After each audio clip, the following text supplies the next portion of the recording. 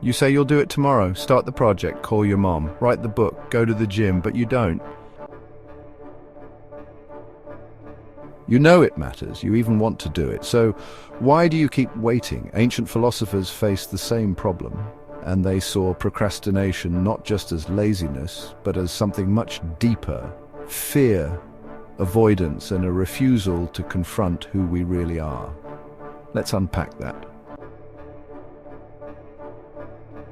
We think procrastination is a flaw in discipline, but often it's a flaw in honesty. You're not just putting off a task, you're avoiding a feeling: fear of failure, fear of success, fear of judgment, or worst of all, fear that you'll finally face who you could be, and it won't be enough. The task becomes a mirror, and looking into it hurts.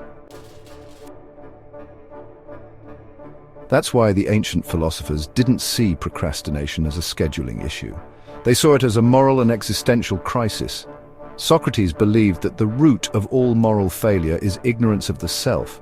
He called it akrasia, knowing what's right, but doing the opposite. Sound familiar? Socrates wouldn't ask, "Why didn't you start your essay?" He'd ask, "What are you afraid to confront in yourself?" Every time you procrastinate, you're dividing yourself. The part of you that knows versus the part of you that avoids. It's not a time management battle. It's a battle for your soul. Nietzsche took it further. He saw avoidance not just as weakness, but as a kind of betrayal of our potential. He said, "The snake which cannot shed its skin must perish." You procrastinate because the next step would change you.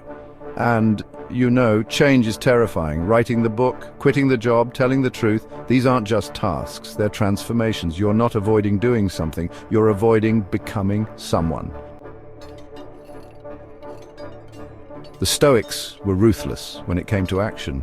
Marcus Aurelius wrote, "At dawn, when you have trouble getting out of bed, tell yourself, 'I'm rising to do the work of a human being.'" To them, action wasn't optional, it was how you lived with virtue. They believed every moment of hesitation was a test of character. Will you live by reason or by impulse?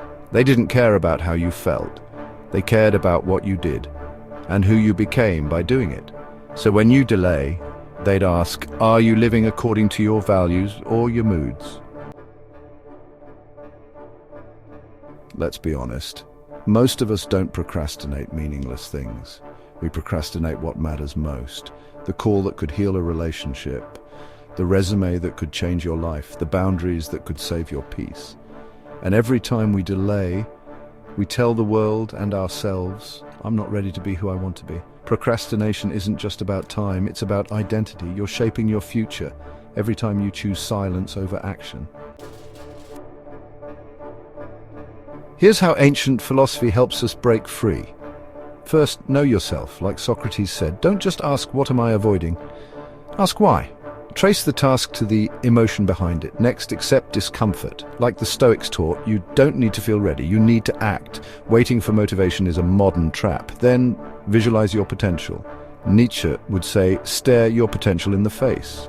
Imagine the person you're afraid to become. Then walk toward them. Start tiny. You don't need a life overhaul, just proof you can move. 1 page, 1 rep, 1 honest word. You don't need to win the war today, you just need to stop surrendering. So, why do you keep procrastinating?